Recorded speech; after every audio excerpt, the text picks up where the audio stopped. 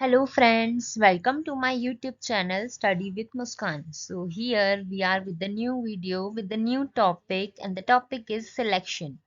So today we discuss meaning of selection, its process, selection test and difference between recruitment and selection.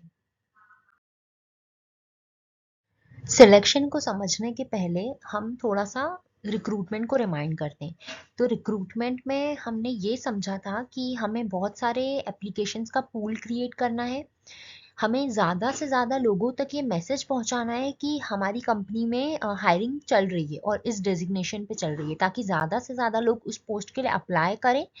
And then हमारे पास variety of applications हो और उसमें से हम उसमें से अब जब हमारे पास वैरायटी ऑफ एप्लीकेशंस आ गए हैं, तो अब हम उसमें से जो हमारे अकॉर्डिंग जो बेस्ट है, हमारे क्राइटेरियाज के अकॉर्डिंग जो बेस्ट एप्लीकेशन होगी, हम उसको चूज करेंगे, उसको सिलेक्ट करेंगे। So that means selection is the process of picking suitable candidates who would best meet the job requirement in the organisation. जो हमारी डेजिग्नेशन के अकॉर्डिंग हमारी कंपनी की रिक्वायरमेंट को मैच करेगी, जो प्रोफाइल हम उसे सिलेक्ट करेंगे। ठीक है। तो सिलेक्शन का मेन मीनिंग यही होता है कि बेस्ट पर्सन को सिलेक्ट करना अकॉर्डिंग टू द क्वालिफिकेशन। उसकी क्वालिफिकेशन और हमारी रिक्वायरमेंट मैच होनी चाहिए, उसकी स्किल्स और हमारी रिक्वायरमेंट मैच होनी चाहिए, उसका एक्सपीरियंस एंड और भी काफ़ी सारे अदर फैक्टर्स होते हैं। कई बार नोटिस पीरियड होता है, कई बार सैलरी भी होती है। तो ऐसे बहुत सारी चीज़ें जो कि उसकी पर्सन के पास जो भी स्किल सेट है और जो भी चीज़ें हैं पर्सन के पास, वो हमारी रिक्वायरमेंट से मैच करनी चाहिए, तो फिर हम उसको सिलेक्ट करते हमारी रिक्वायरमेंट के according.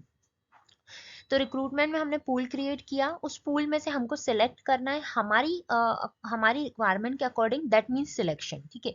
In selection choosing the best person in terms of qualification, skills, experience and other relevant factors, picking the most suitable application of the candidate for vacant position as per the organization. It can be done by reviewing, screening, interviewing, evaluating their qualities by assessing them. अब ये हम selection पहले resume screen करके भी selection कर सकते हैं, उसको टेलीफोनिक इंटरव्यू कंडक्ट करके भी हम सिलेक्शन कर सकते हैं। पहले हम रिज्यूम स्क्रीन करेंगे, अगर हमें उस पर्सन का रिज्यूम बेटर लग रहा है, हमारी रिक्वायरमेंट्स के अकॉर्डिंग मैच कर रहा है, देन हम उसको कॉल करके उससे बात करेंगे, उसका टेलीफोनिक इंटरव्यू लेंगे। अगर उसमें भी सब चीज़ें ठीक होती हैं, तो देन फिर हम उसको फेस टू फेस इंटरव्यू के लिए बुलाएंगे, या फिर हम उसका कुछ एप्टीट्यूड टेस्ट या ऐसा कोई टेस्ट उससे कंडक्ट करवाएंगे, ताकि हम पता कर पाएँ कि उसकी स्किल सेट, जो उसके पास जो क्वालिटीज़ हैं, वो हमारी रिक्वायरमेंट से कितनी मैच कर रही हैं। तो ये एक नेगेटिव प्रोसेस है, बिकॉज इसमें हमें रिजेक्शन भी करना होता है, रिजेक्ट भी करना होता है काफ़ी सारे कैंडिडेट्स को, और जो अनसूटेबल होते हैं और जो सूटेबल होते हैं हम उन्हें सिलेक्ट करते हैं। तो ये एक नेगेटिव प्रोसेस है। और डेफिनेशन बाय सम ऑथर्स, तो according to Dale Yoder, selection is the process by which candidates for employment are divided into classes: those who will be offered employment and those who will not. तो del योडर के according selection वो process है जहाँ पे हमें bifurcate करना पड़ता है। स्क्रीनिंग के थ्रू, टेलीफोनिक कॉल्स के थ्रू, या काफ़ी सारी चीज़ों के थ्रू, जो कैंडिडेट सूटेबल हैं और जो कैंडिडेट अनसूटेबल हैं हमारी ऑर्गेनाइजेशन की रिक्वायरमेंट के अकॉर्डिंग। तो हमें अलग अलग करना पड़ता है, मतलब जो रिजेक्शंस भी करने पड़ते हैं, और जो हमारे लिए सूटेबल होंगे उनको हम सिलेक्ट करेंगे। तो यही इस डेफिनेशन में भी बोला है कि सिलेक्शन वो प्रोसेस है जो दो पार्ट्स में डिवाइडेड होती है, सिलेक्शन में और रिजेक्शन में। ठीक है। और according to Steven P Mary Coulter के according, selection is the process of screening job applicants to ensure that the most appropriate candidate are hired. Screening हम इसीलिए करते हैं ताकि ज़्यादा से ज़्यादा अप्रोप्रिएट कैंडिडेट हम हायर कर सकें, जो परफेक्ट कैंडिडेट हो, जो हमारी हर रिक्वायरमेंट को फुलफिल करे, और हम उसी को हायर करें। तो स्क्रीनिंग करनी पड़ती है, सिलेक्शन का ही पार्ट होता है स्क्रीनिंग। सिलेक्शन की प्रोसेस में सिलेक्शन होगा कैसे, सिलेक्शन हम कैसे करेंगे? ऑफ कोर्स स्क्रीनिंग करेंगे, स्क्रीनिंग के थ्रू ही सिलेक्शन हो पाएगा। सो हाँ। Now process of selection. So first है preliminary initial screening, second is receiving application, third screening of application, fourth employment test, fifth personal interview, sixth reference check and background investigation, seventh medical examination, eighth final selection. So जो ये 4 steps हैं, employment test, personal interview, reference checking, medical examination, ये चारों जो हैं test हैं। तो इन चारों स्टेप पे पर्सन अगर अनसूटेबल होता है, अगर कंपनी के रिक्वायरमेंट्स और पर्सन की जो स्किल सेट और जो भी चीजें हैं, क्वालिफिकेशन या उसका कुछ मेडिकल ठीक नहीं है या कुछ डिसेबल है पर्सन या एनीथिंग, या उसके बैकग्राउंड वेरिफिकेशन में जो है उसकी मे बी वो पहले उसके ऊपर कोई पुलिस केस हो चुका हो या एनीथिंग, कुछ भी हो सकता है। तो इन चारों स्टेजेस पे रिजेक्शन होने के चांसेस हैं। अगर किसी भी टर्म्स को या किसी भी एंगल से जो पर्सन है, जो कैंडिडेट है वो ऑर्गेनाइजेशन की अगर वो मैच नहीं कर पा रहा है, ऑर्गेनाइजेशन की रिक्वायरमेंट को फुलफिल नहीं कर पा रहा है, तो वो इन 4 स्टेप्स में से कहीं भी वो रिजेक्ट हो सकता है, अगर पर्सन अनसूटेबल होता है तो। और अगर वो सूटेबल होता है, सारी चीजें करेक्ट होती हैं, तो एंड में उसका फाइनल सिलेक्शन हो जाता है, उसे फाइनल ऑफर लेटर सेंड कर दिया जाता है। और अब इन सारे स्टेजेस को हम आगे थोड़ा सा डिटेल में समझते हैं कि ये स्टेप्स हैं क्या, एक्चुअली इन स्टेप्स पे होता क्या है।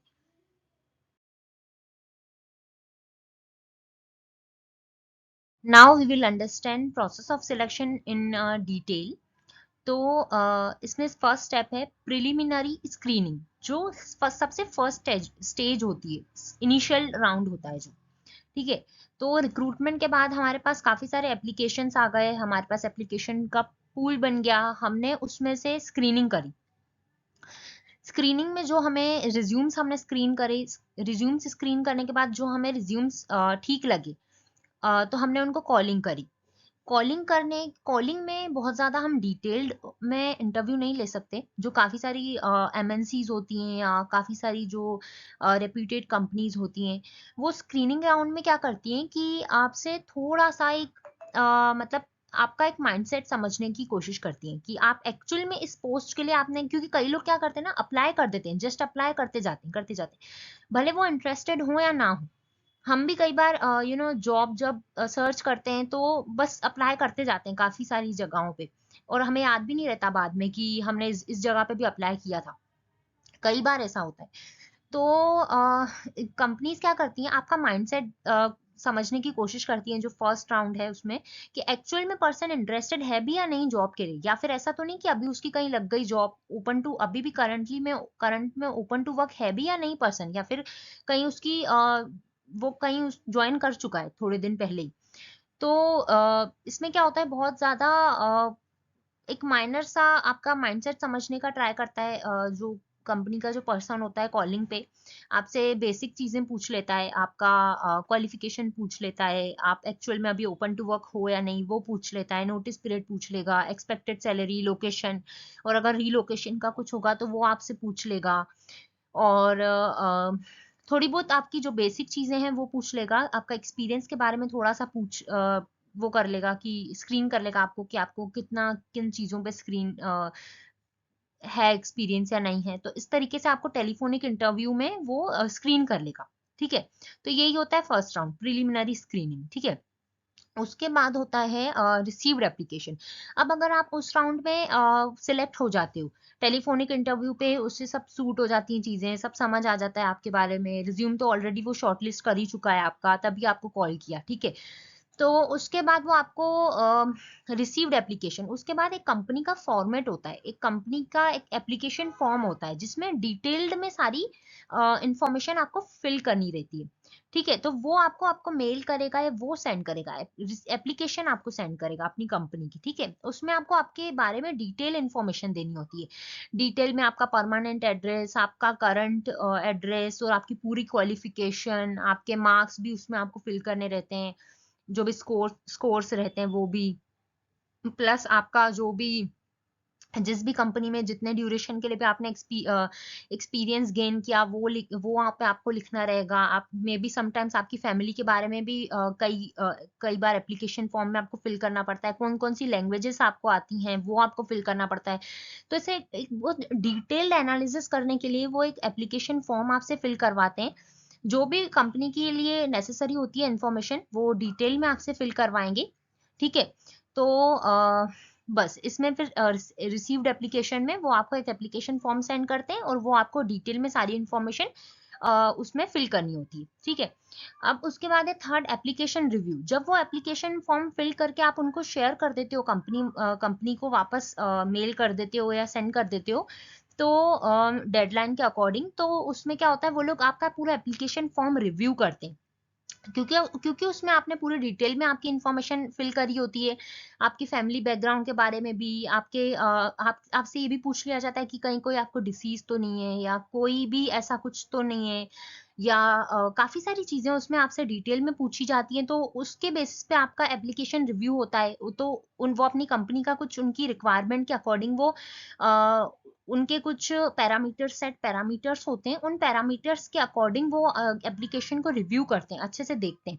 ठीक है। अब अगर आपका एप्लीकेशन जो फॉर्म है जो आपने फिल करके उधर भेजा वो अगर सिलेक्ट हो जाता है तो देन प्रोसेस आगे बढ़ती है। अगर वो रिजेक्ट हो जाता है, कोई भी ऐसा पॉइंट उनको लगता है आपकी एक्सपेक्टेड सैलरी या आपकी करंट सैलरी या कुछ भी एनीथिंग, किसी भी पॉइंट पे अगर उनको उनकी रिक्वायरमेंट से आपकी जो एप्लीकेशन है वो मैच नहीं कर रही होती है तो फिर वो आपको रिजेक्ट कर देते हैं। और अगर सिलेक्ट करते हैं तो फिर प्रोसेस आगे बढ़ती है। ठीक है। अब उसके बाद नेक्स्ट स्टेप होता है एम्प्लॉयमेंट टेस्ट। समटाइम्स कंपनीज अगर वो टेक्निकल लाइक जो पर्सन है, सपोज इंजन टेस्टिंग वाले जो प्रोफाइल्स होती हैं या जो टेक्निकल वाली प्रोफाइल्स होती है ना, तो उसमें फिर एम्प्लॉयमेंट टेस्ट लिया जाता है। एम्प्लॉयमेंट टेस्ट में वो ये चेक करते हैं कि आपके पास कितना टेक्निकल नॉलेज है।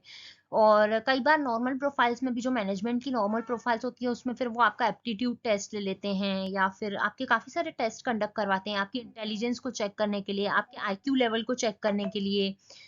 तो थर्ड फोर्थ जो है एम्प्लॉयमेंट टेस्ट में वो ये चेक करते हैं। फिर अगर आप एम्प्लॉयमेंट टेस्ट पास हो जाते हो उसमें आप सिलेक्ट हो जाते हो तो देन आपका फिर पीआई होता है, पर्सनल इंटरव्यू। पर्सनल इंटरव्यू फिर वो एचआर के साथ 1-to-1 आपका पर्सनल इंटरव्यू होता है। तो उसमें कैंडिडेट को काफी सारे क्वेश्चंस दिए जाते हैं। मतलब जो इंटरव्यूअर होता है वो उसके एक्सपीरियंस से रिलेटेड क्वेश्चंस पूछता है, उसकी फैमिली बैकग्राउंड से रिलेटेड पूछता है, उसका इंटरेस्ट पूछता है, हॉबीज पूछता है। तो वो डिपेंड करता है कि उनकी क्या रिक्वायरमेंट है और किस तरीके से हर प्रोफाइल के लिए थोड़ा थोड़ा इंटरव्यू तो चेंज होता ही है। तो वो अकॉर्डिंगली आपसे क्वेश्चंस पूछते हैं और जो इंटरव्यूज होते हैं नॉर्मली वैसा इंटरव्यू होता है। ठीक है। तो आपकी स्ट्रेंथ, आपकी वीकनेस, काफी सारी चीजें उसमें भी पूछी जाती हैं, कवर की जाती हैं। अगर वो स्टेप भी आपने पास कर लिया देन आपका रेफरेंस चेक किया जाता है। Reference check in the sense आपने जो लास्ट ऑर्गेनाइजेशन में वर्क किया है। समटाइम्स क्या करती हैं और कंपनीज क्या करती हैं कि जो पिछली ऑर्गेनाइजेशन में प्रीवियस ऑर्गेनाइजेशन में आपने जो वर्क किया है उसके एचआर को मेल कर देती हैं कि हम इस पर्सन को है ना हम हायर कर रहे हैं। तो इसका मतलब कैसा था सब कुछ बैकग्राउंड में, इसका बैकग्राउंड, इसका सब कुछ जो वहां पे स्मूथ स्मूथ गोइंग था या नहीं आपके ऑर्गेनाइजेशन में प्रीवियसली इतने साल, 3 या 4 साल, ये जितने भी साल उसने आपके कंपनी में काम किया है तो कैसा उसका था सब वर्किंग का स्टाइल, या फिर उसका मतलब वो डिसिप्लिन पर्सन है या नहीं। वो ऐसे जस्ट बैकग्राउंड चेक करने के लिए मतलब चेक करती है, क्रॉस चेक करती है। तो आपकी प्रीवियस ऑर्गेनाइजेशंस के साथ कई बार ऐसा भी होता है। तो वो ये चेक करना चाहते हैं कि आपके वहां पे लोगों के साथ टर्म्स कैसे थे, बायने मतलब आपका वहां पे बॉन्डिंग कैसी थी सब लोगों के साथ, या फिर वहां पे आपका एक्चुअल में आपने इतना टाइम वहां पे वर्क किया भी है या नहीं। तो वो सब चेक करने के लिए, या आपका समटाइम्स आपकी सैलरी वेरीफाई करने के लिए कि लास्ट ऑर्गेनाइजेशन में हाँ इतनी ही थी ना आपकी सैलरी। तो ये चीजें चेक करने के लिए वो जस्ट क्रॉस चेक करते हैं। वो कई बार एचआर मेल कर देता है उस कंपनी के प्रीवियस कंपनी के एचआर को, या कैसे भी करके क्रॉस चेक कर लेते हैं। मेजरली मेल पे ही होता है वो। ठीक है। उसके बाद सब चीजें जब परफेक्ट हो जाती हैं तो उसके बाद वो मेडिकल टेस्ट कंडक्ट करवाते हैं। ठीक है। तो मेडिकल टेस्ट में वो आपकी फिजिकल स्ट्रेंथ और आपकी फिटनेस और आपकी लाइक आपका माइंड भी लाइक आपकी माइंड एबिलिटी कितनी है, आपकी ब्रेन एबिलिटी कितनी है, वो भी चेक करते हैं। तो मेडिकल टेस्ट भी अलग अलग टाइप के होते हैं, तो काफ़ी सारे मेडिकल टेस्ट भी आपके बॉडी की फिटनेस के लिए भी मेडिकल टेस्ट आपके करवाए जाते हैं, और अगर आप वो भी सिलेक्ट कर लेते हैं तो फिर आप नेक्स्ट स्टेप की तरफ आगे बढ़ते हैं। अब ये फाइनल लास्ट पॉइंट है, फाइनल सिलेक्शन। तो फाइनल सिलेक्शन में अगर सारी स्टेप्स आप क्लियर कर लेते हो, सारी चीज़ें ओके होती हैं, तो वो आपको फाइनल ऑफर लेटर रिलीज करते हैं। ऑफर लेटर आपको शेयर करते हैं आपके मेल पे, जिसमें सारी टर्म्स एंड कंडीशंस लिखी होती हैं, सारा नोटिस पीरियड का ड्यूरेशन लिखा रहता है, जॉब टाइटल, सैलरी, डेजिग्नेशन, और एम्प्लॉयमेंट से रिलेटेड जितनी भी चीज़ें होंगी वो सब मेंशन होंगी उसमें, स्पेसिफिक डेट जब से आपको ज्वाइन करना है कंपनी को, तो ये सारी चीज़ें उसमें मेंशन होंगी। नाउ जो सिलेक्शन टेस्ट होते हैं वो वैसे तो काफ़ी सारे टाइप्स के होते हैं, बट जो मेन जो होते हैं वो 4 टाइप के ही होते हैं। Intelligence test, of course company ये चेक करती है आपका आईक्यू लेवल कितना है, आपकी लर्निंग एबिलिटी कितनी है, आपकी लाइक मेंटल एबिलिटी कितनी है। तो ये चेक करने के लिए वो इंटेलिजेंस टेस्ट कंडक्ट करवाते हैं कई बार, आपका आईक्यू लेवल चेक करने के लिए। और सेकंड है एप्टीट्यूड टेस्ट। तो एप्टीट्यूड टेस्ट में वो आपकी मैथमेटिकल स्पीड या मैथमेटिकल एबिलिटी और क्लरिकल एबिलिटी और मैकेनिकल एफिशिएंसी और कंप्यूटर ऑपरेट करना आपको कैसा आता है, क्या कई बार आपकी टाइपिंग स्किल्स भी चेक कर लेते हैं वो लोग। तो एप्टीट्यूड टेस्ट भी होता है वो। अब ये जो टेस्ट है वो अकॉर्डिंग टू द प्रोफाइल की रिक्वायरमेंट के अकॉर्डिंग टेस्ट कंडक्ट करवाए जाते हैं। तो जैसी आपकी प्रोफाइल होगी उसके अकॉर्डिंग टेस्ट होंगी, ठीक है। तो पर्सनैलिटी टेस्ट में वो ये चेक करते हैं कि आपकी इमोशनल बैलेंस कितना है, सेल्फ कॉन्फिडेंस कितना है आप में। लाइक कई बार कई लोग शॉर्ट टेम्पर्ड होते हैं, या फिर कई लोग ज़्यादा सेंसिटिव, ज़्यादा इमोशनल होते हैं, तो वो एक इमोशनल एबिलिटी, इमोशनल बैलेंस कितना है आपके अंदर वो चेक करते हैं। सेल्फ कॉन्फिडेंस चेक करते हैं आपका। समटाइम्स वो आपको लाइक केस स्टडीज दे देते हैं कि केस स्टडी आप कैसे, अगर आपकी रियल लाइफ में आपके वर्क प्लेस पे अगर ये सिचुएशन आ जाए तो आप क्या डिसीजन लोगे, आप कोई डिसीजन मेकर हो या नहीं। तो ऐसे वो जीडी ग्रुप डिस्कशन करवा देंगे, या केस स्टडी दे देंगे आपको सॉल्व करने के लिए। तो ऐसे काफी सारे टेस्ट वो कंडक्ट करवाते हैं। एक सिमुलेशन टेस्ट होता है। सिमुलेशन टेस्ट में वो आपकी क्रिटिकल थिंकिंग चेक करना चाहते हैं, decision making, problem solving, analytical thinking, कि कभी भी कोई ऑर्गेनाइजेशन में आपके पास चैलेंजेस आ गए तो उस चैलेंजेस को कैसे आप फेस करोगे। तो ये सारी चीजें। पर्सनैलिटी टेस्ट में वो कई बार लीडरशिप क्वालिटी भी चेक करते हैं कि आपको 3-4 लोगों की अगर टीम दे दी जाए तो आप कैसे लीड करोगे, कैसे हैंडल करोगे उनको। तो आपके अंदर वो पर्सनैलिटी है या नहीं लोगों को लीड करने की। तो ऐसे according to the profile, according to the requirement अलग अलग टाइप के टेस्ट होते हैं। तो वो ये चीजें चेक करने के लिए वो टेस्ट कंडक्ट करवाती है organisation. Now difference between recruitment and selection. तो ये बहुत ज़्यादा एक इम्पॉर्टेंट टॉपिक है कि दोनों में डिफरेंस क्या है। कई लोग कंफ्यूज भी हो जाते हैं, बट वैसे कंफ्यूज बिल्कुल भी नहीं होना चाहिए, क्योंकि बहुत दोनों चीज़ें बहुत अलग अलग हैं, और इसलिए हम अभी डिफरेंस समझेंगे इसका। और अगर आप ये डिफरेंस बिटवीन अगर मेंशन करते हो, मतलब अपने आंसर्स में अगर आप ये डिफरेंस बिटवीन भी लिख के आते हो, तो इससे भी आपके मार्क्स काफ़ी इंक्रीज होंगे। तो अगर ये वाला आप चार्ट बना के आते हो ना एग्जाम में, तो ये बहुत ज़्यादा बेनिफिटेड होता है, लाइक आपको डेफिनेटली अच्छे मार्क्स मिलते हैं। तो मीनिंग हमने जैसे अपने लास्ट वीडियो में रिक्रूटमेंट पूरा कवर किया था, तो हमने समझा कि ये प्रोसेस है finding and attracting qualified applicants for the job. जितने ज्यादा लोगों को हो सके अट्रैक्ट करना कि ताकि वो अप्लाई करें हमारी ऑर्गेनाइजेशन में, ठीक है। जितने ज्यादा से ज्यादा लोगों को ये मैसेज पहुंचाना कि हमारी ऑर्गेनाइजेशन में ये वेकेंट पोजीशन है, ठीक है। और अब हमारे पास जब एप्लीकेशंस का पूल बन जाता है, ज्यादा से ज्यादा लोगों ने अप्लाई कर दिया, तो सिलेक्शन में होता है it is the process of shortlisting candidate, assembling and there final hiring decision. लोगों को उस application of pool of application में से लोगों को सिलेक्ट करना, शॉर्टलिस्ट करना, और उनके सारे जो हमने प्रोसेस अभी लास्ट देखी उसके सारे राउंड्स करवाना, उसके बाद फाइनल हायरिंग का डिसीजन लेना, ठीक है। तो ये होता है सिलेक्शन। सेकेंड है priority. Recruitment is the initial process, selection is the final process. Definitely recruitment ही नहीं होगा तो सिलेक्शन हो ही नहीं पाएगा। जैसे हमने पहले भी समझा था कि रिक्रूटमेंट इनिशियल स्टेज है, फर्स्ट स्टेप है। रिक्रूटमेंट होगा, लोगों को पता चलेगा कि अरे हाँ इस कंपनी में हायरिंग चल रही है, इस कंपनी में वेकेंट पोजीशन है, तब तो लोग अप्लाई करेंगे, और अप्लाई करेंगे तो हम स्क्रीनिंग कर पाएंगे, तो हम सिलेक्ट कर पाएंगे। तो रिक्रूटमेंट फर्स्ट प्रोसेस है, देन सिलेक्शन हो पाता है। बिना रिक्रूटमेंट के सिलेक्शन नहीं हो सकता। ठीक है। Level generally lower level managers deals with recruitment process and selection, mid and top level manager deal with selection process. ठीक है। तो इसमें लेवल होता है कि जो मिड लेवल, जो लोअर लेवल मैनेजर्स होते हैं ना, वो ही रिक्रूटमेंट को हैंडल कर लेंगे, लाइक जॉब पोस्ट करना, या जॉब का लोगों तक ये मैसेज पहुंचाना, लोगों को अट्रैक्ट करना, जॉब पोस्ट करना, ये सारी चीजें रिक्रूटमेंट वाला काम लोअर लेवल मैनेजर्स भी कर सकते हैं। और जो मिड और टॉप लेवल मैनेजर्स होंगे वो एम्प्लॉयमेंट टेस्ट करवाएंगे, मेडिकल टेस्ट करवाएंगे, या फिर स्क्रीनिंग करेंगे, या फिर जो बेस्ट प्रोफाइल होगी उसको शॉर्टलिस्ट करेंगे और फाइनल इंटरव्यू तक लेके आएंगे उसको, उसका पीआई कंडक्ट करवाएंगे, personal interview, offer letter share करना। तो ये मिड और टॉप लेवल मैनेजर्स ये चीज करते हैं। ठीक है। उसके बाद अप्रोच में है, the process of recruitment is positive approach because we need to create pool of applicants. The process of selection is negative process as rejection and elimination are here. तो हमने ये देखा कि रिक्रूटमेंट में हम सबको अट्रैक्ट करते हैं, सबको अपनी तरफ लेके आते हैं और पूल ऑफ एप्लीकेशंस का क्रिएट कर लेते हैं। ठीक है ना। सारी प्रोफाइल्स को हम लेके आ जाते हैं। ठीक है। और तो ये पॉजिटिव प्रोसेस है, हम किसी को भी रिजेक्ट नहीं कर रहे हैं, किसी को भी मना नहीं कर रहे हैं, किसी को भी ना नहीं कर रहे हैं। लेकिन सिलेक्शन में क्योंकि हमें शॉर्टलिस्ट करना पड़ता है, हमें एलिमिनेट करना पड़ता है, जो हमारी प्रोफाइल के लिए, जो हमारी रिक्वायरमेंट के लिए सूटेबल कैंडिडेट्स होते हैं, हम उन्हें सेलेक्ट करते हैं और बाकी को रिजेक्ट करते हैं। तो ये एक नेगेटिव अप्रोच है। ठीक है। उसके बाद है सीक्वेंस। तो it proceed selection, it follows recruitment. ठीक है। तो सीक्वेंस बहुत सिंपल है, रिक्रूटमेंट पहले होता है एंड देन सिलेक्शन होता है।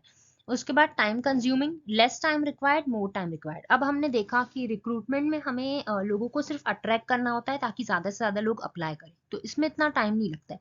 लेकिन जो सिलेक्शन होता है, सिलेक्शन में हमें काफी सारे टेस्ट कंडक्ट करवाने होते हैं। हमने देखा अभी कितनी बड़ी प्रोसेस थी सिलेक्शन की, जिसमें बहुत ज्यादा टाइम लगता है, बहुत ज्यादा टाइम कंज्यूमिंग होती है। तो सिलेक्शन में ज्यादा टाइम लगता है क्योंकि हमें डिसीजन लेना रहता है। डिसीजन ये लेना रहता है कि हमें उससे जॉब, मतलब पर्सन को जॉब पे फाइनली रखना है या नहीं, साथ में उसकी सैलरी का नेगोशिएशन, काफी सारी चीजें होती है। तो सिलेक्शन वाली प्रोसेस में ज्यादा टाइम लगता है। hurdles, the candidate do not have to cross over many hurdles, candidates have to cross many hurdles। ठीक है।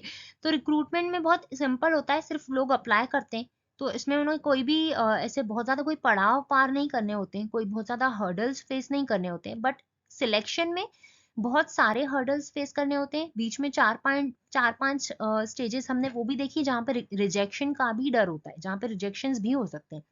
ठीक है। तो ऑफ कोर्स काफी सारे हर्डल्स फेस करने होते हैं सिलेक्शन में। और objective, it encourages large number of candidates for a job, it attempts at rejecting unsuitable candidates. ठीक है। ऑब्जेक्टिव इनका यही होता है कि रिक्रूटमेंट का ऑब्जेक्टिव बहुत सिंपल है, ज्यादा से ज्यादा लोगों को अट्रैक्ट करना कि वो हमारी जॉब पे अप्लाई करें। ठीक है ना। इनकरेज करना, उन्हें मोटिवेट करना कि वो हमारी जॉब के लिए अप्लाई करें। और इसमें सिलेक्शन का जो ऑब्जेक्टिव होता है वो ये कि सूटेबल कैंडिडेट्स को सिलेक्ट करना, अनसूटेबल को रिजेक्ट करना। ठीक है। Method, it is an economical method, it is an expensive method. अब डेफिनेटली रिक्रूटमेंट में भी मनी तो लगता है। कई बार हम लिंक्डइन या कई बार हम इंडीड या ऐसे जो भी लाइक एप्लीकेशंस हैं उन पे जब हम जॉब पोस्ट डालते हैं तो वो थोड़े दिन के लिए, 1 या 2 दिन के लिए फ्री रहता है, थोड़े मतलब स्टार्टिंग के कुछ दिन के लिए वो फ्री रहता है। लेकिन बाद में हमें उन्हें प्रमोट करना पड़ता है, और प्रमोट करते हैं तो हमें उसमें मनी तो चाहिए रहता है। तो ये बहुत नॉर्मल सा मनी रहता है, बहुत ज्यादा एकदम एक्सपेंसिव वाला नहीं रहता है, बहुत नॉर्मल सा रहता है। ठीक है। तो इसमें जो है बहुत इकोनॉमिकल मेथड, बहुत नॉर्मल सा मनी लगता है। बट इसमें ये जो सिलेक्शन वाली प्रोसेस है, इसमें अगर हम कोई भी टेस्ट कंडक्ट करवा रहे हैं, कोई भी अगर हम एप्टीट्यूड टेस्ट या फिर मेडिकल टेस्ट या फिर रिफरेंस भी चेक कर रहे हैं, बैकग्राउंड चेक कर रहे हैं पर्सन का, तो ये एक्सपेंसिव होता है क्योंकि इसमें काफी सारी स्टेजेस होती हैं। ठीक है। तो सिलेक्शन एक्सपेंसिव होता है, बट जो रिक्रूटमेंट होता है वो नॉर्मल होता है, नॉर्मल मनी में हमारा रिक्रूटमेंट हो जाता है। उसके बाद contractual relation, it involves the communication of vacancies, no contractual relation is established, it creates contractual relation between employer and employee. ठीक है, तो रिक्रूटमेंट में जस्ट वो अप्लाई ही कर रहा है हमारी ऑर्गेनाइजेशन में, हमारी ऑर्गेनाइजेशन का अभी तक वो पार्ट तो बना है नहीं पर्सन, ठीक है, तो वो जस्ट अप्लाई कर रहा है, तो इसके लिए कोई कॉन्ट्रैक्ट बनाने की जरूरत नहीं है। बट जब वो सिलेक्ट हो जाएगा, जब वो हमारी जॉब को, हमारी ऑर्गेनाइजेशन को ज्वाइन करेगा, तो डेफिनेटली एक कॉन्ट्रैक्ट तो बनेगा दोनों के बीच में, एम्प्लॉयर और एम्प्लॉय के बीच में, जब वो ऑफर लेटर साइन करेगा तो पर्सन। तो दैट्स इट या, ये 10 पॉइंट्स थे जो कि like I thought very important है, काफी इंपॉर्टेंट है। अगर आप एग्जाम में इनको मेंशन करते हो, इनको लिख के आते हो, तो डेफिनेटली आपके मार्क्स इंक्रीज होंगे। So thank you guys. Thank you for watching my video. Please support. Please do like, comment, subscribe, and share. Yeah. And if you have any query, anything, so you can please comment on this video. And if you have any suggestions for new topics, so you can suggest me. I will prepare more videos on that. Thank you.